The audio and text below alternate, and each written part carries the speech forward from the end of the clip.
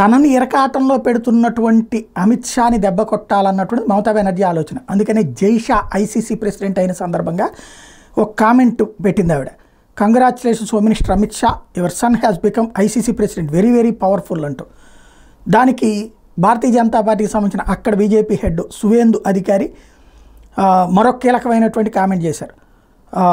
మీరు హెల్త్ మినిస్టర్గా ఫెయిల్ అయినందుకు, హోంమంత్రిగా ఫెయిల్ అయినందుకు మీకు అభినందనలు అంటూ వెటకారంతో కూడిన కామెంట్ చేశారు.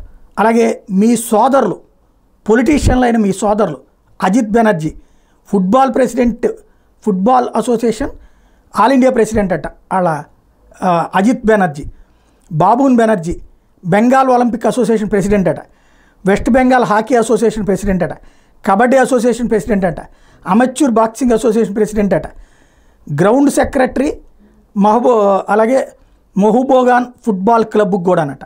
ఇంతమంది మీ వాళ్ళు ఉన్నారు అంటే ఈవిడ ఉద్దేశం ఏంటి? రాజకీయ నాయకుడు ఐసీసీ ప్రెసిడెంట్ అయ్యాడు మీ కొడుకు కాబట్టి, అంటే మీ బ్రదర్స్ అందరూ ఎట్లా ఆ క్రీడా సంఘాలకి అధ్యక్షులు అయ్యారంటూ నిలదీస్తున్నాడు సువేందు అధికారి.